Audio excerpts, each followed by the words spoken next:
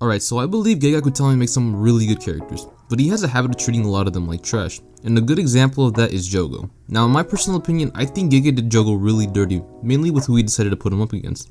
I mean, my guy gets straight up violated from beginning to end, so let's go through it. Alright, so right off the bat, I think it's important to note that Jogo is not weak. He's actually one of the strongest in the series, and he's just really unlucky with who he's up against, which is really unfortunate since he's actually a pretty cool character.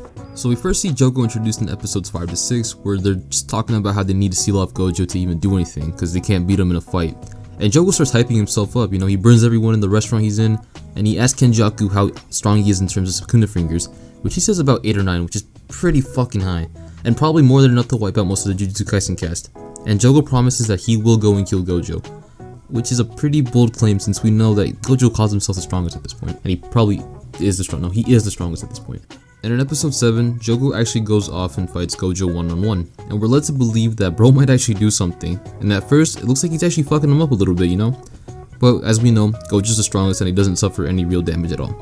He was just letting him throw out his attacks.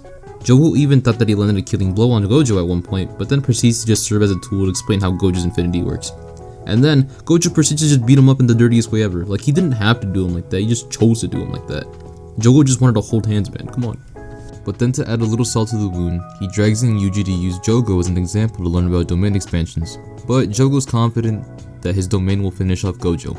Now, keep in mind that domains are a technique that even some of the strongest sorcerers that we know can't use. So seeing Jogo use one shows how strong he actually is. But of course, Gojo pops his own domain because of course he has one, and it doesn't even struggle to win the tug of war.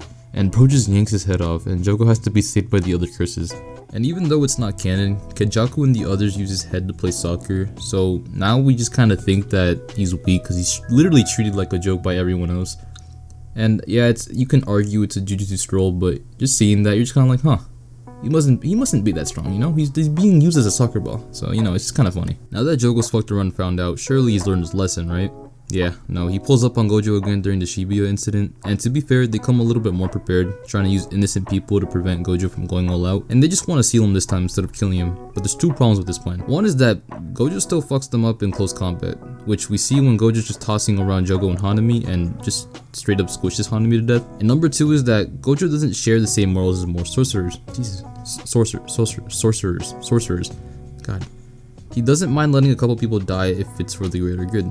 And we see this when Jogo threatens to burn a bunch of innocent people to try to save Hanami. But in the end, they didn't land a single pit. They just stalled until the prison room was ready to go. And Jogo, with his pride probably wounded, left with his life once again.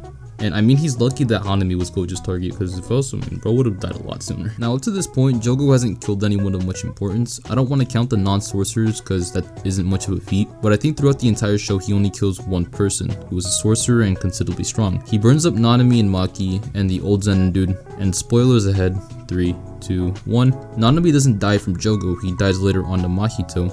And Maki also survives off pure willpower. He only manages to kill the old Zenny dude. Now, I doubt they would have won even if they weren't hurt as badly as they were, but it feels kind of hard to properly be impressed when he kicked the dogs that were already down. I also would have liked to see Jogo versus Toji go down, but unfortunately we're never going to see it. But that probably would have been a really cool fight to see, but bro was kind of hiding in the corner. Finally, Jogo revives Sukuna, and Sukuna gives him a condition. If he can land a single blow, he will work under him. And I mean, we all know how that goes. He gets absolutely destroyed.